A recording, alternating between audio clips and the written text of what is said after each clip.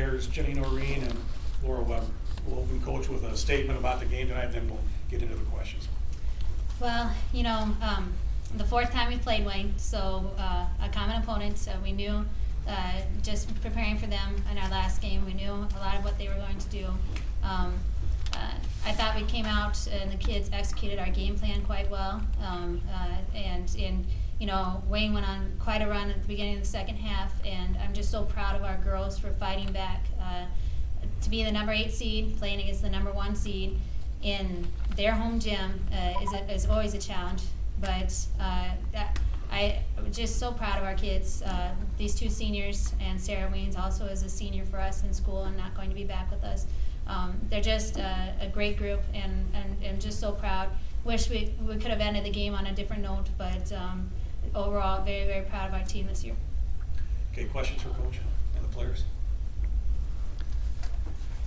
Coach, obviously tough loss today, but as a season, only the 4th time in school history you guys have made the tournament, and then coming so close to the win tonight. Can you talk a little bit about what it means to the team to, it's hard to find a positive out of a loss, but coming this close to beating a team who we struggled with the first 3 meetings?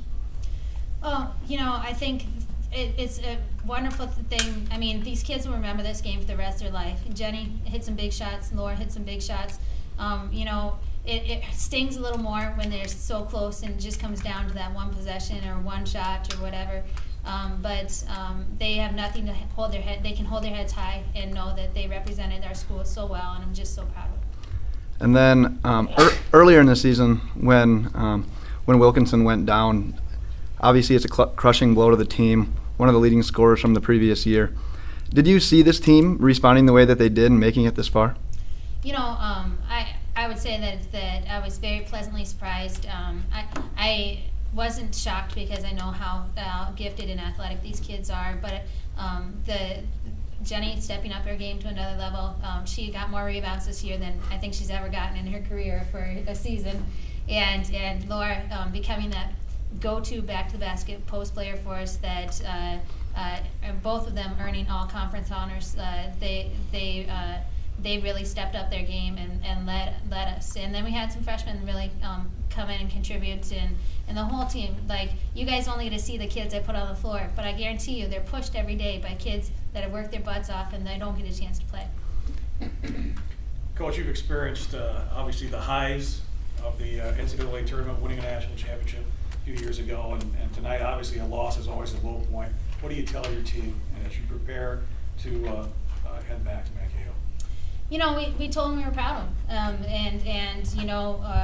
of course it's better to put yourself in position. When we won the national championship, we were 1 seed hosting the regional, so to put yourself in a better position in the seeding would always be kind of good. But I would say that we could go back and look at some games we probably should have won this year, but you can't do anything about the past, and these guys put a number up for an NCAA appearance that's going to be on the banner and represent the school, and now following their lead and their work ethic and what they brought to practice every day, the young ones have to keep working like they did for 4 years if we want the program to continue to go forward. For the players, down 61-43, timeout. Wayne State has gotten on the roll, and you just played them a week ago tonight in Rochester, and your thoughts at that point when you kind of saw the barrage and down 18, what was said in the huddle following that timeout, and the thoughts of the 2 players?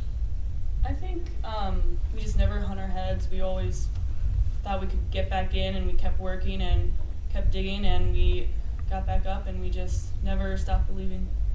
And we have young ones that continue to step up. Aubrey Davis, she has stepped up when we needed someone to, and it's a good sign when you have freshmen that come out and score when you need it, and it'll be a great 3 years for her. And yeah, we stuck through it. We knew we almost won a 21-point deficit game before, and we knew we could come back.